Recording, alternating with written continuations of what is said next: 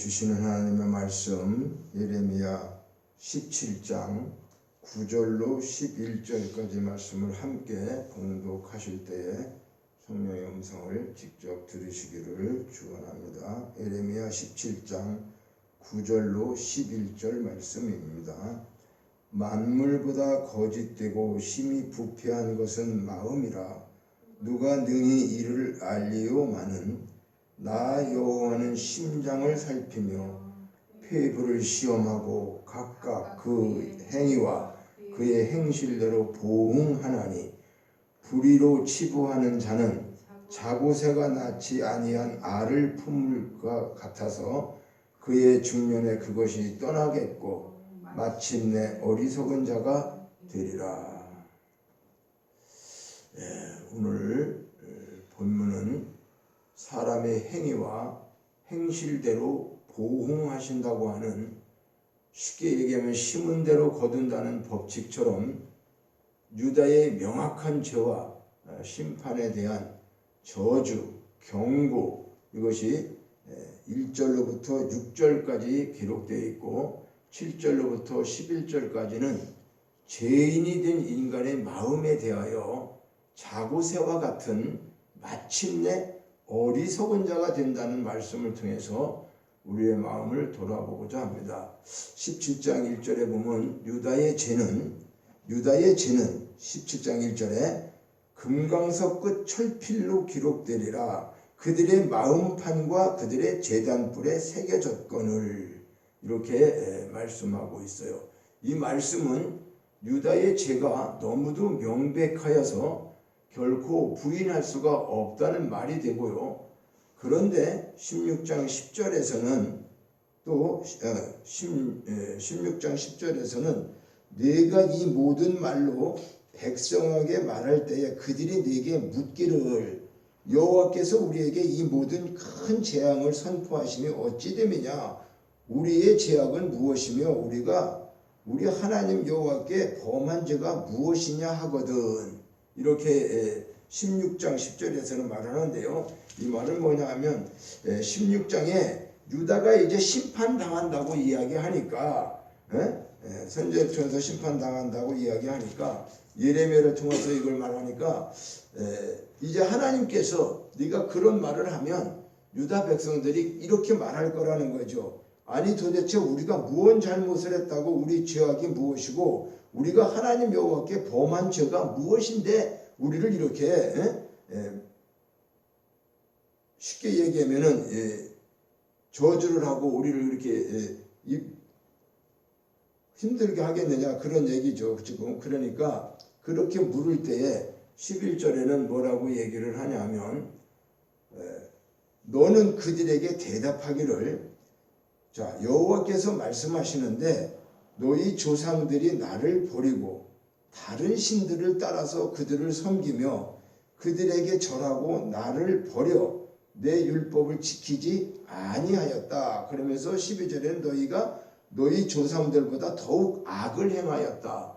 그러니까 너희 조상들이 나를 버리고 다른 신들을 섬기고 율법을 지키지 아니한 것 때문에, 그런데다가 더욱 악을 행하고 네 마음이 완악해져 갖고 아주 순종하지 않고 이렇게 하나님 앞에 범죄함으로 유다 백성들은 자신들은 하나님으로부터 멸망의 심판을 당할 만한 죄를 행한 일이 없다, 이렇게 지금 생각하고 있는 거죠.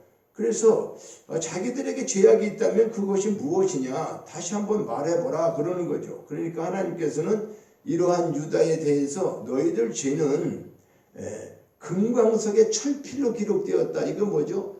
그냥 글씨로 쓴 것도 아니고, 우리가 비석이나 이런 데 보면 글씨를 파서 파는 이유는 뭐예요? 그게 수백 년 가더라도 글씨가 지워지지 않기 위해서 글을 많이 파는데, 하나님이 너희들의 죄가 얼마나 내 가슴에 와서 닿았으면은 그 금강석 철필로 기록되었다라고 말씀하고 있어요. 그런데도 그들은 어떻게 해요? 자기들이 죄를 진 것 같지 않다는 거예요.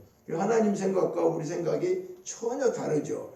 이 죄로 알지 못하는 거죠. 그러니까 영적으로 마비가 되어 있거나 아니면은 이제 과거에 지은 죄 이런 것들이 시간이 흐르고 물이 흘러가는 것처럼 어떻게 해요? 세월이 흘러가고 나면은 그런 것들이 다 잊혀져 가지고 망각하게 되는 거죠. 그러니까 우리는 죄를 짓고도 지나가고 나면 아무런 하나님으로부터 그런 것들이 없게 되면은 그냥 죄에 대해서 깨닫지도 못하고 시간이 흘러가고 나오다가 하나님이 이제 도저히 참지 못해서 어떤 문제를 만들고 그러면 그때 와서는 죄를 깨닫는 게 아니라 왜 나한테 이렇게 하셔야 합니까? 뭐를 내가 예수 믿고 잘못된 게 있다고 이렇게 주님 뜻대로 산다고 우리는 살고 있는데 어떻게 해서 하나님 이렇게 우리에게 재앙을 내리시고 이런 일을 하십니까? 우리도 마찬가지로 이럴 때가 얼마나 많은지 모르죠. 그래서 오늘 이 예레미야를 통해서 16장에 하나님께서 이제 참다가 도저히 유대 백성을 이제 경고하면서 이런 말씀을 통해 가지고 17장에 와가지고 이제 그들과 토론하다가 얘기하다가 17장 1절에서는 유다의 죄는 금강석 끝 철필로 기록되되 그들의 마음판과 그들의 제단뿔에 새겨졌다.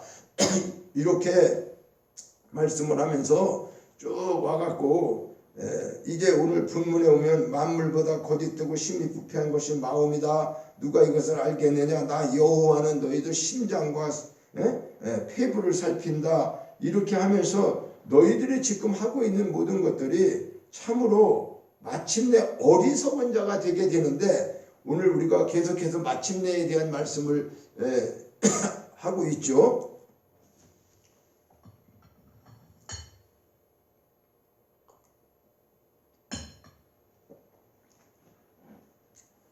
그래서 우리가 이 죄에 대해서는 반드시 드러나고 증거가 어떻게 해요? 그 심령에 새겨진다고 하는 거죠. 그러니까는 성경은 여러 가지 말을 할 때 가인에 대해 가인이 아벨을 죽였을 때도 가인은 아벨 죽인 거를 그렇게 뭐 큰 죄로 느끼지는 않고 있었어요. 왜 그러냐면 하나님이 야, 네 아우 아벨이 어디 있느냐 이렇게 물으니까 내가 아우를 지키는 자입니까? 오히려 하나님께 이렇게 반문하잖아요. 그렇죠? 자기가 죽여놓고 하나님이 물어보니까 아이고 제가 실수를 했던 제가 아우를 죽였다고 고백하는 게 아니라 어쨌든 간에 이 시치미를 떼고 있는 거죠. 그러니까 하나님께서 야 아우의 핏소리가 땅에서부터 내게 호소한다. 이런 말씀을 하고 나니까 그때서 이제 어떻게 해요? 자기가 살인한 것에 대해서 두려움을 느끼고 자기가 죽을 거를 두려워하고 있는 거죠. 다윗도 어땠을까요? 다윗 역시도 밧세바와 간음하고 우리아를 모살하려고 할 때 범죄의 증거를 없애고자 했지만은 나단 선지자를 통해 가지고 하나님의 책망이 이루어지자 자신이 어떻게 했어요? 간음자이며 살인자라고 하는 것을 실토하면서 회개했던 것을 우리가 보게 되죠. 그래서 인생들은 완전한 범죄를 생각하며 뺑소니를 치기도 하죠. 우리가 아무도 없으니까 안 봤을 것이다. 그리고 이렇게 완전 범죄, 어떤 범죄를 하면서도 그렇게 공모를 하고 하죠. 그런데 하나님 눈에서, 하나님 시야에서 결코 벗어나지 못하는 거죠. 우리가 살고 있는 이 땅에서는 그것을 다 증거가 안 된다 할지라도, 근데 이 세상에서도 다 드러나게 해요. 그렇죠? 완전 범죄는 없어요. 10여 년, 누구 말 따라 형 얼마 안 유효 기간 얼마 안 남겨놓고 불과 며칠 사이에 걸리는 그런 일도 있었잖아요. 그렇죠? 10년, 20년 지나가고 그것이 지나면은 끝날 줄 알았는데 며칠을 남겨놓고 걸리게 되는 것도 있고, 그래서 정말 완전 범죄는 이 세상에 존재하지 않는다는 그런 것을 갖게 되죠. 그리고 결론적으로 이 땅에서는 그렇게 된다 할지라도, 또 숨겼다 할지라도 누가 알고 계실까요? 하나님이 알고 계신다는 거죠. 하나님 알고 계시는 거기 때문에 그것을 어떻게 한다? 철필로 우리 심령 속에 새겨져 있다는 거예요. 다른 사람은 몰라도 네 심령 속에 새겨져 있지 않냐. 이거 하나님, 이거 엄청난 말이죠. 마음판에 그들의 제단뿔에 새겨졌다. 제단뿔은 뭘 얘기하죠? 예배 드리는 그때 당시에 지성소 얘기하는 거잖아요. 그렇죠? 지성세. 오늘 뭐예요? 형식적으로 계속 우리가 예배 드리면서 예배를 드려도 지금 예배 드리면서도 우리 마음속에 이런 것들이 지금 하나님 앞에 범죄하고 있는데 이걸 깨닫지 못하고 있으니 참으로 안타까운 거죠. 이 말씀은 이 진리를 생각해 볼 때 어떤 마음이 우리가 드느냐. 이건 참으로 두렵고 떨리는 일인데도 불구하고 우리 모든 죄악, 우리의 모든 범죄, 우리가 하나님 말씀을 어기고 살았던 모든 죄악들이 선명하게 새겨지고 있다는 것, 그 증거들을 우리가 다 보게 되고 그에 따라서 신문을 받는다. 그러니까 하나님 앞에 가서는 우리가 어떻게 해요? 세상 말로 오리발을 낼 수가 없다. 그래서 하나님 앞에는 그냥 네가 이 일을 했냐 안 했냐 그렇게 묻지를 않아요. 저도 이걸 조금 경험했는데 하나님 앞에 가서 직고한다는 거, 직고하는 거는 그냥 제가 이런 죄를 저질렀습니다, 이런 죄를 졌습니다 이렇게 하는 것이지, 하나님이 묻는 말에 뭐 이거 너 죄 졌냐 안 졌냐 이렇게 대화 그런 게 아니라는 거죠. 비디오처럼 그냥 한번 스치고 보여주면서 자기가 한 행동을 쭉 보여줬을 때 그것을 보고 나는 저런 적이 없는데 빠져나갈 수 있는 방법이 없어요. 그러니까 직고한다는 거예요. 그걸 보여주고 나면은 이유될 수가 없어요. 세상에서는 어쩌고저쩌고 얘기하지만 하나님 앞에서는 그것이 백일하에 다 드러나기 때문에 그것을 갖다가 내가 했다 안 했다 이렇게 할 수가 없는, 그걸 성경에서 말하는 하나님 앞에서 직고한다. 죄인들이 직고하게 된다. 직접 고하게 된다는 거죠. 이유될 수가 없고. 이런 것을 생각해 보면서 우리가 죄를 쉽게 생각하고 저지르는 것이 얼마나 어리석인 것인가를 오늘 이 시간에 우리가 깨달아야 한다는 거죠. 그래서 우리가 그것을 잊는다고 해도, 가벼운 것이라 생각하고 넘어간다고 해도 하나님께서는 그 심판석에서 그 모든 증거들을 철필로 마음판에 새긴 것처럼 분명하게 어떻게 드러내신다고 하는 거죠. 그러니까 우리는 죄가 얼마나 정말로 무서운 것인지 반드시 드러나고 증거가 되고 우리 심령 속에 새겨진다고 하는 것, 이 사실을 우리는 기억해야 한다는 거죠. 두 번째로는 하나님은 마음 심장을, 그 폐부를 보신다. 자, 그러니까 우리 죄는 우리 신비 속에, 우리 마음 속에다가 새겨서 아예 잊혀지지 않게 그것이 없어지는 게 아니다. 그러는 거. 금과서 철필 끝으로 기록된다. 내 마음판에 새겨진다. 우리가 예배를 드린다고 해서 딱 죄가 다 사해지는 건 아니라는 거죠. 우리가 죄에 대한 것을 할 때. 그래서 두 번째는 하나님은 마음과 심장 폐부를 보신다. 구절을 보니까 만물보다 거짓되고 심히 부패한 것은 마음이라. 누가 능히 이를 알리오 라고 하였어요. 이는 인간의 마음의 실상을 고발한 것인데 만물보다 거짓되고 심히 부패한 것이 인간의 마음이라고 했어요. 자, 이는 그야말로 세상 그 어떤 것보다 부패한 것, 악한 것, 거짓된 것, 이것이 인간의 마음이라는 거예요. 그러니까 사람들은 흔히 그러죠. 믿지 못할 게 인간의 마음이고 사람의 마음이다. 그렇죠? 그래서 이건 우리 스스로 우리가 거짓되다고 하는 것을 인정하는 말이 될 수가 있죠. 그래서 예레미야 17장 우리 9절에 그 마음이 거짓된 인생은 결코 의지할 대상이 못 된다. 그러니까 그렇게 진실해 보이는 사람도 알고 보면 어떻게 해요? 거짓되는 사람도 있고, 또 그렇게 철석같이 약속을 해놓고 어떻게 해요? 손바닥 뒤집듯이, 그죠? 언제 내가 그런 얘기하냐 할 정도로 나중에 다른 말을 하는 것도 바로 우리가 인간이죠. 요즘 세상은 어떻습니까? 사실 부모가 자식을 배신하고 자식도 부모를 배신하고 또 남편이 아내를, 아내가 남편을 배신하는 것이 우리 인간사가 된 것처럼, 그렇게 또 친구들의 우정을 과시하던 친구도 돈 몇 푼이나 이권관계 이런 것 때문에 자기를 믿는 친구를 어떻게 해요? 배신하는 것이 우리 인간사죠. 그래서 사람들은 얼마나 위선적이고 겉으로 보면 거짓되는데 겉으로는 알 수가 없어요. 그래서 왜 사람들이 사기꾼에게 속을까? 그가 진실해 보이기 때문에 속는 거죠. 사기꾼이 사기꾼처럼 보이면 안 속는데 너무 진실해 보이는 거예요. 그러니까 그 진실해 보인다는 것 때문에 속게 되는 거죠. 인간의 마음은 인간의 내면에 있기 때문에, 그 속에 있기 때문에 겉으로 그 실상을 알기가 어렵다는 거예요. 그래서 하나님께서도 누가 능히 그것을 알겠느냐? 그 신비 속에 있는 것을 어떻게 알겠느냐? 그 하나님 외에는 모른다는 거죠. 인간이 인간을 안다는 거. 그러니까 사람은 다른 사람의 마음을 헤아릴 수가 없다. 그러니까 한 가지 분명한 사실은 사람의 마음은 심히 거짓되다는 사실이죠. 그러니까 아는 사람이 사람을 믿지 말아야 한다는 말이 아니에요. 이것은 우리가, 그러니까 사람은 다 무조건 의심하고 믿지 말아라, 그런 내용이 아니란 말이에요. 이것은 사람은 서로가 서로 믿어줘야 되고 믿어야 하는데, 지금 서로가 서로를 믿지 못하면 사실 그 공동체는 어떻게 해요? 유지되지 못하고 와해되기 마련이죠. 집은 안 그렇습니까? 교회는 모든 나라도 그러죠. 그렇죠? 그러니까 서로에 대한 신뢰를 하라는 것이지 사람이 이렇다는 것을 알고 사람을 경계하고 사람을 믿지 말아라. 그런 내용이 아니에요. 사람들의 마음이 이러니까 우리는 어떻게 된다는 거죠? 그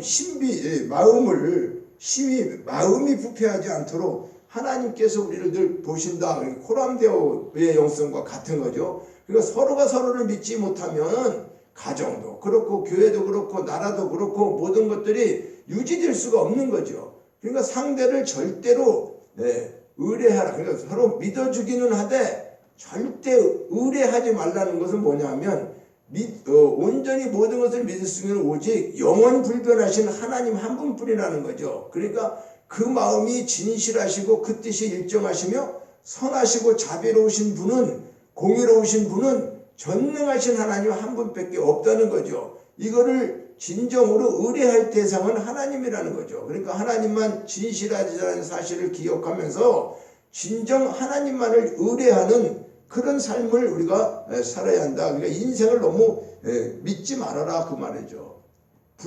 불신하고 그것들을 상대하지 말라는 게 아니라 너무 하나님보다 더 믿는 그런 짓을 하지 말라. 저 사람은 내가 누구보다입니다. 그런 얘기 하지 말라는 거예요. 사람은 언제 어떻게 변할지 모르니까 나는 절대 그런 일 없다.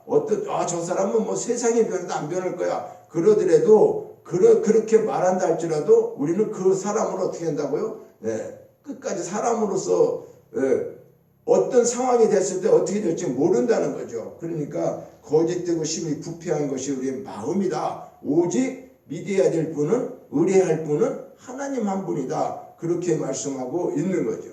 세 번째로는 성령으로 거듭난 영혼의 소유자만 마음에서 선한 것을 낼 수가 있다. 이 구절에 보니까 만물보다 심히 부패한 것이 인간의 마음이라고 했어요. 마태복음 15장 18절에서 우리 마음에서 나오는 것은 악한 생각과 살인과 간음과 음란과 도둑질과 거짓 증언과 비방이라고 말하고 있어요. 그래서 사도 바울은 로마서 1장 28절과 31절에서 하나님에게 떠난 인간은 그 실상이 어떤가에 대해서 그들이 마음에 하나님 두기를 싫어하며 하나님께서 그들을 그 상실한 마음대로 내버려 두어서 합당하지 못한 일을 하게 하셨다는 거예요. 그러니까 하나님이 사람을 잘못하면 매만 때리고 하는 것이 아니라 그냥 내비둬 버린단 말이죠. 오히려 네가 네 마음대로 해라 하고 하나님 주기를 싫어하니까 그냥 그 상실한 마음 그대로 내버려 두면 그가 어떤 일을 하게 되느냐, 합당한 일을 하지 못하게 되는데 모든 불의, 추악, 탐욕, 사기, 악독, 수군수군하는 자요, 비방하는 자요, 하나님께서 미워하는 자요, 능욕하는 자요, 교만한 자요, 자랑하는 자요, 악을 도모하는 자요, 부모를 거역하는 자요, 우매한 자요, 배역하는 자요, 무정한 자요, 무자비한 자다. 이렇게 사도 바울은 로마서 1장 28절에서 31절까지 하나님이 버려주면 하나님 마음에 자기 마음에 하나님 주기를 싫어하고 그렇게 상실한 마음대로 살게 되면은 그저 하나님도 그래 네 마음대로 하라 라고 내버려 뒀을 때 사람의 마음에 모든 이와 같은 일들이 어떻게 해요? 마음속에서 생길 수밖에 없다는 거죠. 그러니까 이것이 부패한 마음을 가진 인간의 실상이 이렇게 누구 말따나 밭에 있죠. 아주 자풀이 아닌 아주 그냥 엉겅퀴 이런 것들이 그냥 땅에 일어나는 것과 똑같다는 거죠. 그래서 인간의 마음은 왜 이렇게 심히 부패하게 된 것일까? 자, 인간의 마음이 부패하게 된 것은 물론 죄로 인한 것이죠. 그런데 그 영혼이 죽은 상태가 있기 때문에 죄로 인한 영혼의 죽음이 인간의 마음을 심히 부패하게 만든다. 부패한다는 것은 본래는 어떻게 돼요? 생명이 있던 거죠. 무생물은 부패할 수가 없어요. 이런 거 썩지 않잖아요. 무생물은 그렇죠. 생명이 없는 것들은 부패하지 않는데 부패한다라고 하는 것은 생명이 있었다고 하는 거죠. 생물은 죽는 순간 부패하는 거죠. 이런 꽃들도 지금 살아있을 때는 괜찮지만 죽으면 이게 잘라지면은 그냥 썩죠. 바로 부패하게 되죠. 그러니까 짐승이든 무슨 생선이든 생명이 있는 거, 이 우리도 사람도 마찬가지죠. 그래서 사람도 죽으면 어떻게 해요? 부패가 시작되는 거죠. 그런데 부패하는 것은 육체만이 아니라는 거예요. 인간의 마음도 부패한다는 거죠. 그러니까 특별히 인간의 마음은 인간의 영혼이 죽음으로써 부패하게 된다. 자, 영혼이 죽었다는 건 사라져서 없어지는 게 아니에요. 영혼은 절대 없어지는 게 아니라고 그랬죠. 그래서 그런데 모든 인간의 영혼은 근본적으로는 죄로 인해서 죽어 있었던 거죠, 우리가. 그래서 죄는 인간의 영혼을 생명을 주신 하나님으로부터 단절시켰단 말이죠. 그래서 아담이 죄를 범한 후에 그 이래로 죄 아래서 태어난 모든 인간의 영혼은 사실은 죽어 있었던 것이다. 그리고 그로 말미암아 인간의 마음은 부패하게 된 것인데 많은 사람들이 인간 영혼이 죽어 있다고 하면 그것을 믿으려 하지 않는 거죠. 인간의 영혼이 죽어 있다고 하면 그걸 영혼도 알지 못하는 사람들은 일단 믿지도 않죠. 그러니까 우리는 인간의 마음이 부패한 것을 보면 인간의 영혼이 죽어 있다는 것을 분명히 알 수가 있는 거죠. 그래서 인간이 선을 행하려고 하면 그 영혼이 다시 살아나야지 그 선을 행하는 것이지 영혼이 죽어 있는데 할 수 있는 일이 없다는 거예요. 그러니까 영혼이 살아야 마음도 새롭게 변화되고 부패한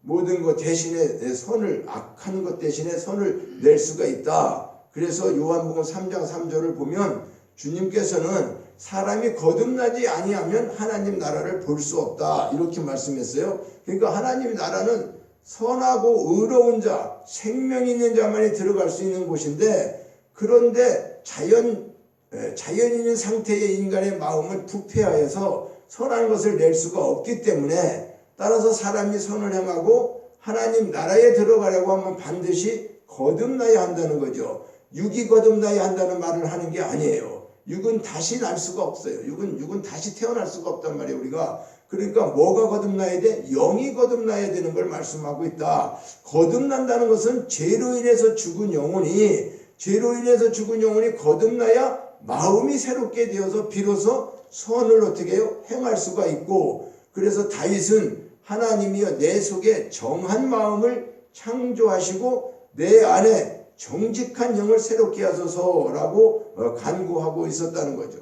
그러면 죽은 영혼이 어떻게 거듭날 수 있는가? 자, 예수 그리스도를 의지하여 회개할 때 하나님의 창조의 영이신 성령이 그 마음에 임재해서 역사하심으로 거듭나게 된다. 자, 이것은 결국 예수 그리스도를 믿는 자만이 선을 행할 수 있는 의미를 말하고 있고 예수 그리스도를 통하지 않고는 아무도 부패한 마음이 새롭게 될 수 없다는 거죠. 그래서 예레미야 17장 10절에 보면 어떻게 되는 거? 10절에 나 여호와는 심장을 살피며 폐부를 시험하고 각각 그의 행위와 그의 행실대로 보응한다. 그러니까 성도의 마음의 성결과 정직을 생명과 같이 우리가 여겨야 하는데 9절에서 만물보다 거짓되고 심히 부패한 것이 인간의 마음이라고 말씀하시면서 누가 이 일을 능히 알겠느냐라고 하셨어요. 그러니까 하나님께서는 사람의 마음을 온전히 살피시고 겉으로 드러난 결과 말고도 그 사람의 마음의 생각과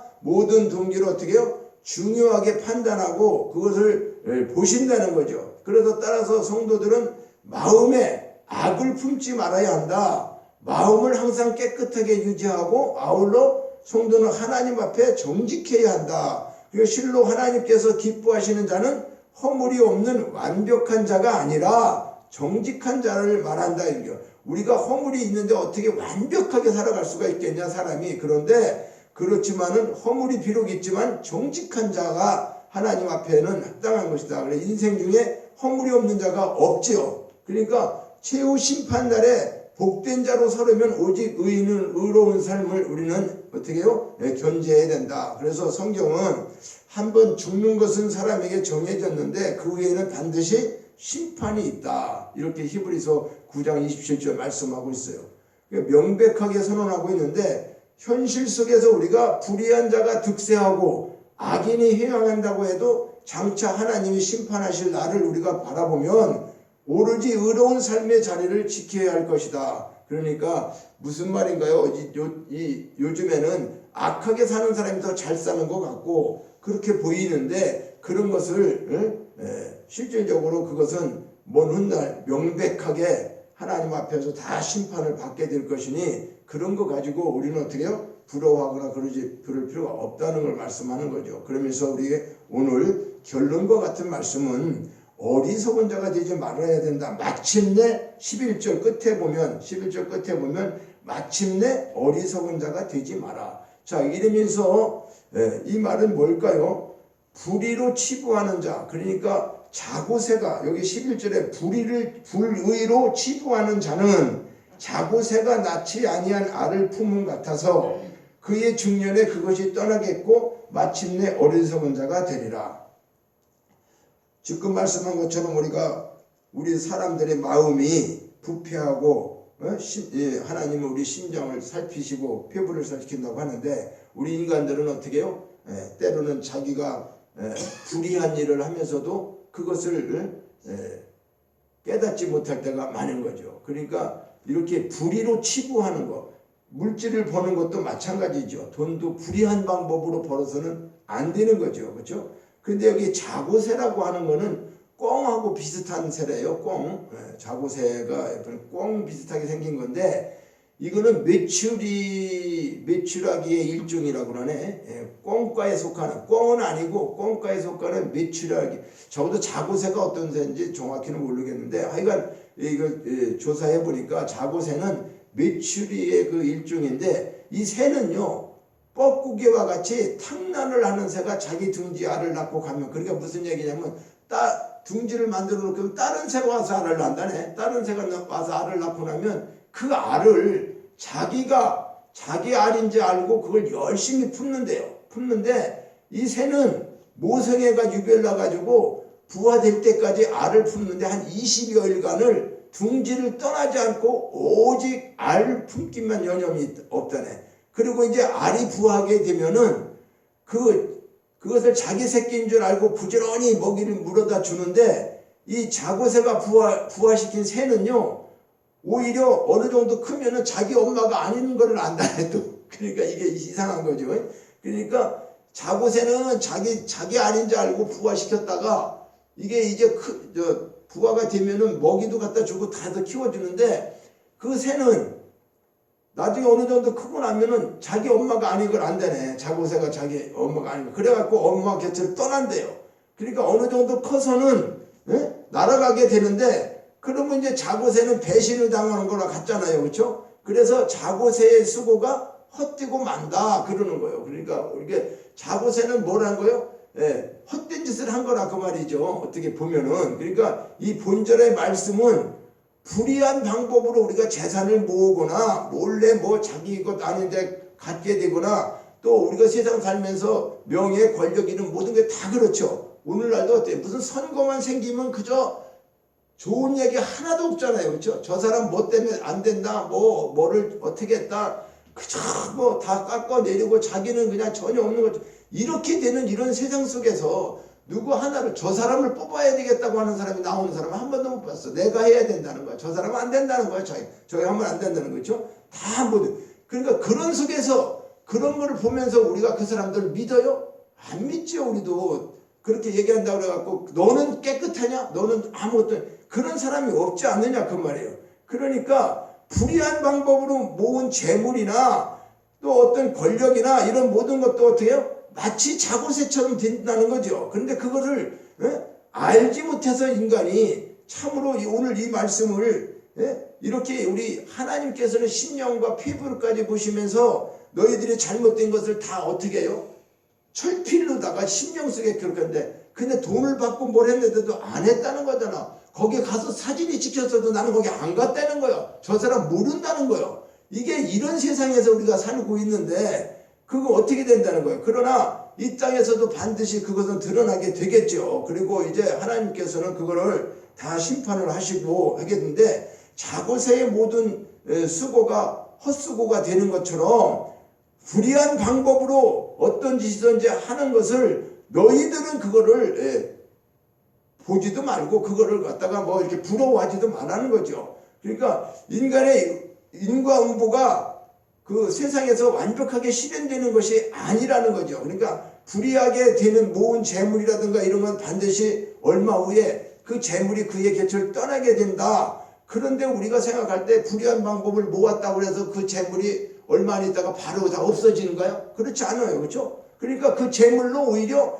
영화를 누리는 것을 우리가 보죠. 그 사람들이 호의호식하면서 먹고 살고 후대에까지 잘 사는 모습들을 보지 않습니까? 물질로. 그렇죠? 그러니까 실로 불의한 재물이 안정성이 없다고 하지만 불의한 방법으로 모은 재물은 물론 자고새가 품은 다른 새의 알처럼 본래 그것을 모은 사람 것이 아니기 때문에 떠나게 되는 건 분명한데, 그러나 우리가 볼 때 어떤 것이 꽁 잡는 게 매라고 모든 사람들이 일단은 돈을 벌고 보자, 내가 정권을 차지하고 보자, 이런 그런 물욕으로, 그렇죠? 그런 성공을 한다라고 하고 있는데, 우리 하나님을 믿는 너희들은 그런 것들이 전부 다 뭐라는 거예요? 마침내는 어리석은 자가 된다. 마침내는 다 어리석은 일이지 그걸 깨달으라는 거예요. 오늘 이 말씀은. 그래서 예레미야를 통해 가지고 유다 백성들이 깨닫지 못하고 있는 그거를 정확하게 얘기해 주면서 하나님께서 너희들 내가 왜 이렇게 쉽게 얘기하면 아수르나 다른 이런 그 주변에 강대국이 쳐들어와서 너희들을 괴롭히고 이렇게 힘들게 하는지 모르냐? 너희 죄 때문에 그렇다. 그러면 죄에 대한 심판에 대해서 우리가 회개하고 해야 되는데 그렇지 않는다는 거죠. 죄를 짓고 있는 사람. 그러니까 우리는 하나님은 사랑이다. 그렇게 하는데 이스라엘 사람들한테서 하나님 사랑입니다. 그러면 그거 똑같이 우리가 느끼는 사랑하고 똑같이 느낄까요? 그렇지 않아요. 왜 그럴까요? 아니 이스라엘 백성들은 출애굽서부터 모든 걸 다 자기들은 겪어왔잖아요. 겪어왔는데 하나님 사랑으로 안 느껴지는 거예요. 왜 안 느껴질까요? 아니 430년 동안 종살이 하다가 그거 구원해가지고 거기서 애굽에서 구원해가지고 결과적으로 또 광야에서 40년 동안 그렇게 고생시키고 끌고 다니고, 그리고 뭐 가나안 땅 다 들여보낸 것도 아니고 자기 선조들 다 죽이고 거기서 저기 하고, 그러니까 이들은 어떻게 보면요 하나님에 대해서 우리처럼 우리가 생각하는 그런 사랑 아니란 말이에요. 이들이 느끼는 사랑은. 그러니까 우리는 일본 사람들을 생각해봐요. 그들이 우리가 왜 가끔가다 일본 사람들 얘기만 하면은 우리는 역사적인 징크스 우리를 괴롭혔던 그것이 있잖아요. 있기 때문에 감정이 안 좋잖아. 그죠? 그래서 다른 나라가 일본 나라를 생각하는 거하고 우리가 일본 사람 생각하는 거 똑같아요? 그렇지 않은 거예요. 그러니까 이스라엘 백성들이 하나님을 왜 저들이 잘 안 믿고 저렇게 많은 걸 보여준다 안 할까? 똑같은 거죠. 오늘날 우리도 영적인 이스라엘 백성이 되었는데 우리는 뭐 때문에 그럴까요? 하나님이 사랑이라고 하고 하나님 모든 걸 해줬는데도 우리는 이 땅에 살면서 우리도 그 이스라엘 백성들처럼 어떻게 해요?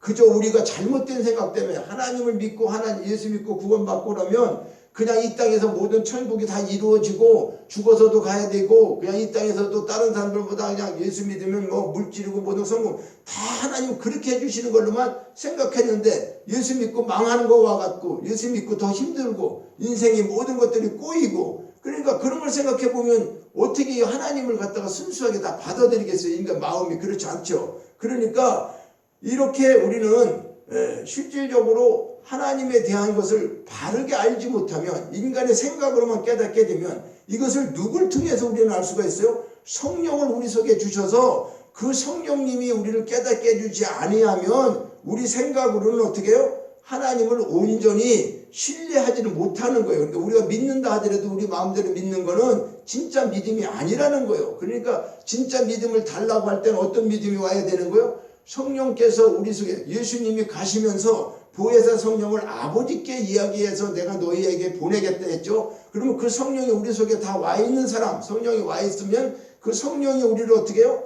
말씀도 깨닫게 해가지고 성령께서 모든 것을 하시는 거예요. 그러니까 사실은 어떻게 해요? 제가 요즘에 와서 뭐 깨닫는다기보다 요즘에 와서 느끼는 것은 뭐냐, 신학이 잘못됐고 목회자인 나부터 우리가 예수 믿었다고 오래도록 믿었지만은 이 과거의 모든 것들이 어떻게 될까? 진짜 성령이 인도해서 하는 목회자들이 있었나? 신학교도 그렇고. 그러니까 결과적으로 사람에게서 사람의 이론과 학문과 이런 것들을 배우고 실천이 안 되는 것들을 하면서도 기교를 배우고, 예를 들어서 성령과 전혀 상관없이 마귀도 역사할 수가 있어요. 그냥 교회만 커지고 막 성장해주고 그러면 엄청난 거기에 사람들이 있는 것처럼 보여주고 하나님이 그들에게 막 기적과 이적을 베풀어주면 그건 줄 아는데 엄청히 따져보면 그런 것도 아니란 말이죠. 나중에 보면은 그 큰 교단에서 그 큰 역사를 했던 사람들도 어떻게 해요?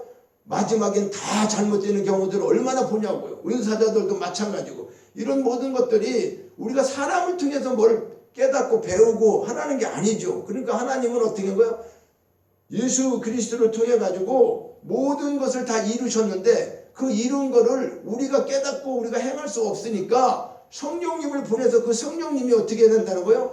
너 영원토록 우리와 함께하고 있고 너 속에 네 속에 계시겠다. 그래서 우리 속으로 보내주셨는데 우리는 바깥에서 성령을 자꾸 찾는 거죠. 기도도 은사도 다른 데 가서 기도원 다니고 뭐하고 그게 다 나쁘다는 게 아니라 결과적으로 그런 모습대로 그냥 자기 안에 있는 성령하고는 대화하고 자기 안에 있는 성령하고는 관계가 회복되지 않은 상태에서 그저 뭐 요즘으로 얘기하면 또 유튜브 관계 많이 나오는 거 그거에서 누가 그냥 은혜되고 뭐 이렇게 하고 있는데 사실은 뭘까요? 엄격히 따지면 우리 스스로 우리 안에 있는 성령님과 이것을 말씀도 영으로 왔고 영으로 기록했다 그랬죠. 성령의 감동으로. 그러면 이건 우리가 문자적으로 알 수가 없어요. 이거 문자적으로 볼 수밖에 없단 말이에요. 인간이. 이 영이 보입니까? 영은 눈에 안 보이는데. 그러면 이거 기록된 건 성령이 기록됐는데 그 성령님 앞에 물어보고 성령이 깨닫게 해주지 않으면 우리는 어떻게 해요? 이거 알 수가 없는 거예요 사실은. 그러니까 지식적으로 가르치고 배워서 그걸 그런지 알지만 엄격히 따지면 그것도 아니란 말이죠. 왜? 그가 잘못됐을 때는 이게 모든 것들이 다 잘못 배우게 되는 거잖아요. 그러니까 오늘날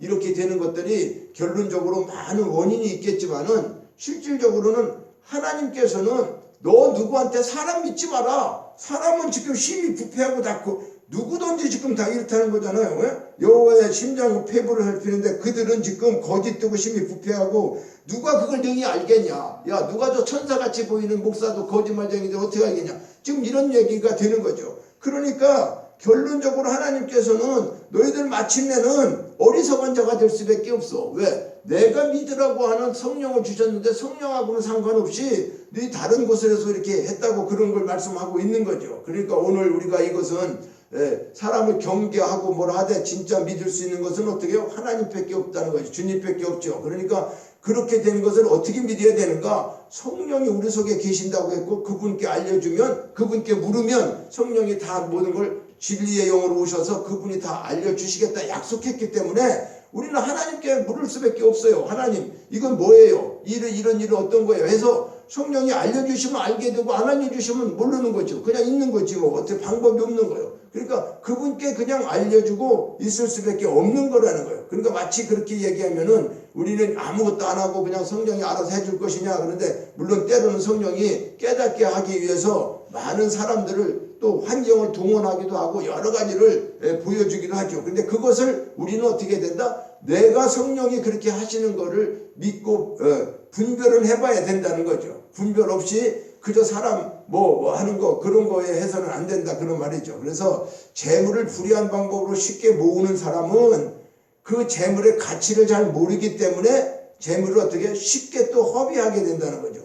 그래서 어떤 통계를 보니까 뭐 복권에 당첨된 사람들 엄청 잘 살 것 같은데 다 조사해 보면 거의 10% 정도만 그 유용하게 쓰고 나머지는 오히려 그걸로 인해서 더 인생이 망가뜨려주고 살았다고 하는 그런 것들을 뭐 어떤 조사에서 이 얘기하는 것들 들어봤는데 사실은 우리가 이 도둑질을 해서 돈을 모으는 사람들은 왜 또 도둑질을 할까? 돈을 너무 쉽게 버리니까 그렇죠? 내가 노력해서 버는 게 아니고 있는 거 갖다 놓으니까 자기 거 돼버리니까 도둑질을 그렇게 쉽게 하겠는데 그렇게 되면 그 사람은 어떻게 돼요? 그 돈을 낭비하기 쉽죠. 그냥 뭐 좋은데 막 도둑질에다가 좋은데 쓰려고 할까요? 그렇지 않단 말이죠. 그러니까 사람이 땀 흘리는 수고를 통해 가지고 모은 재물은 땀에 젖어서 무겁다는 거예요. 땀 흘려서 버는 돈은 땀에 젖어 있기 때문에 무겁다는 거예요. 표현이. 그리고 바람이 불어도 잘 날아가지 않는다. 그러나 땀 흘림이 없이 수고 없이 모은 재물은 땀에 어떻게 해요? 젖지 않았기 때문에 가벼워서 그냥 바람만 조금 불어도 다 날아가 버리고 만다. 이런 표현을 하고 있는데 사실 그 의미가 좀 있죠. 그래서 우리는 어떤 꼭 재물만이 아니지만 재물에 대한 특성을 알아야 되죠. 우리가 그래서 불의한 방법으로 재물을 모으려고 해서도 안 되는 거고 정직한 땀과 수고와 결실을 통해서 우리가 모아두는 모든 것들은 성경에서 재물을 모으는 것이 뭐 악하다는 게 아니에요. 그 재물이 악하다고 말하지도 않고 있어요. 그래서 이 재물은 많으면 유익한 점이 있죠. 우리가 살아가면서. 그래서 성도들도 재물을 모아야 해요. 그런데 그것을 선한 일에 사용하고 선하게 쓰임받아야 된다는 거죠. 그래서 그 이전에 성경은 그것이 정당한 방법으로 우리가 정직한 수고와 땀으로 모아진 것인가를 지금 묻고 있는 거다 그 말이에요. 그래서 이 질문에 대해서 우리가 뭐를 하든지 간에 정말 당당하게 하나님 앞에 이렇게 떳떳하게 말할 수 있을까? 무슨 행동이나 뭐 하다못해 물질을 모으는 거에 됐던 모든 것들도, 그러니까 우리는 이런 모든 것들이 창고에 뭐 쌓을 정도 그런 것들이 문제가 아니라 정직하게 땀 흘려서 하나님이 원하는 당당한 그런 것들을 우리가 이 땅에서 누리고 가야 되는 것이지, 그렇지 않고 불의한 방법으로 하게 되면은 자고새가 알을 품은 같이 그의 중년에 그것이 떠나겠고, 그러니까 모든 것들이 공든탑이 무너지는 거죠. 불의한 것은 다 무너지고 마침내 너희가 어리석은 자가 되리라 라고 하는 이 말씀은 당시에 예레미야를 통해서 유다 백성에게 하나님께서 말씀하는 것이지만은 그들에게 이야기하는 걸로 끝나면 오늘 우리는 아무 소용이 없죠. 그러나 이걸 우리가 오늘 이 말씀을 영적으로 우리에게 깨닫게 하시는 것은 이 시대가, 우리가 살아가고 있는 이 시대가 정말 사람들을 다 믿을 수 있는 시대가 아니잖아요. 너무나 사람과 사람들이 정말로 아주 극과 극으로 가고 이러는 현실에서 우리 자녀들도 그렇고 우리 삶이 어떻게 살아가야 되는가, 그런 것들을 오늘 우리에게 분명히 말씀하면서 하나님께서는 우리의 모든 행동과 행위를 어떻게 한다? 금광석 철필로 너희 마음판에 제단불에 새겨놓겠다라는 거죠. 그러니까 이것은 너희 노력으로만 되는 것이 아니다. 그러면서 17장 이제 1절로부터 요약해서 말씀하면은 그런 거죠. 그러니까 제단불에 새겨줄 거는 그들의 자녀가 제단과 아세라를 생각하는도다. 그러니까 하나님을 생각하지 않고 이방을 생각한다는 거죠. 제가 이제 요약하면 3절 같은 데 나의 사나 죄로 말미암아 내가 노략을 당하게 하리니 이는 너희가 내 노를 맹렬하게 하여 영원히 타는 불을 일으켰습니다. 여호와께서 무릇 사람을 믿으며 육신으로 힘을 삼고 마음이 여호와께서 떠난 그 사람들은 저주를 받을 것이다. 5절에는 그러죠. 여호와께서 사람을 믿으며 육신으로 그 육신의 힘을 삼고 마음이 여호와께서 떠난 사람은 반드시 저주를 받게 된다. 그러면서 6절까지 그는 사막의 떨기나무 같아서 좋은 일이 오는 것을 보지 못하고 광야 건조한 곳 건조한 땅 사람이 살지 않는 땅에서 살 것이다. 그러면서 7절에는 뭐예요? 그러나 무릇 여호와를 의지하며 여호와를 의뢰하는 거, 그렇죠? 사람을 믿지 않고 하나님만 믿는 거, 하나님을 의뢰하는 그 사람은 복을 받게 될 것이다. 7절에 그래서 그는 물가에 심겨진 나무가 그 뿌리를 강변에 뻗치고 더위가 올라올지라도, 그렇죠? 여름철에 가물을지라도 그 잎이 청청하고 가무는 해에도 걱정이 없고 결실이 그치지 아니함과 같으다. 이렇게 인과응보와 같이 하나님 앞에 죄를 진 자와 또 의롭게 산 자의 반드시 심판과 그 다음에 하나님께서 축복과 이런 것들을 말씀하고 있다. 그러면서 이제 만물보다 거짓되고 심히 부패한 것이 우리 마음이 아니냐. 이걸 누가 능히 알겠냐. 사람의 마음을 사람이 어떻게 하냐. 그래서 뭐 10개를 물속을 알아도 한결 사람 속을 모른다. 우리 스스로도 그렇게 말하고 있잖아요. 그건 우리 인간이 다 그렇다는 것을 공통적으로 우리가 말하고 있죠. 그러면서 하나님께서 정말로 오늘 우리가 이 시대를 살아가는 우리에게 가장 귀한 거, 너희들은 어리석은 자가 되지 말게 하기 위해서 마침내 어리석은 자가 된다. 그렇게 지금은 이기는 것 같고 지금은 그렇게 할지 못해도 결과적으로 자고새라는 것을 이렇게 예를 들어서 말씀하면서 우리가 오늘 이 시대에 살아갈 때에 어리석은 자로 살지 않기를 성령께서 오늘도 우리 마음속에 말씀하시는 거죠. 그래서 우리는 늘 이런 말씀을 마음속에 두고 성령께서 우리에게 하시는 그 말씀을 붙잡고 한 주간도 승리하고 이 땅에 살아갈 때에 자녀들도 그렇고 가정도 그렇고 하나님 말씀을 우리가 늘 되새기면서 마침내 어리석은 자가 되지 않게 하기 위하여 하나님 앞에 우리가 신앙생활 믿음의 삶을 온전히 살아갈 수 있는 저와 여러분이 되시기를 주의 이름으로 축원합니다. 하나님 아버지, 이 세상에 완전 범죄가 없고 모든 것들은 하나님이 다 보시고 계시며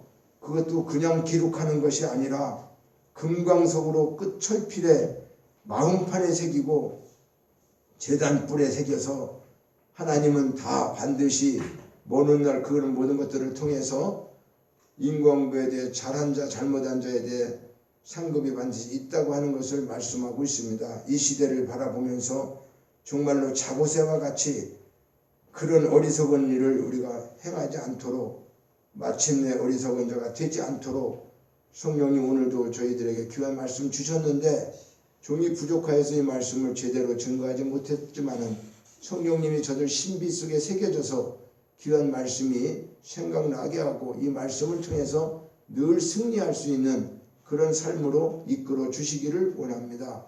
성령님 함께하여 주옵소서. 감사드리고 예수님의 이름으로 기도하옵나이다. 아멘.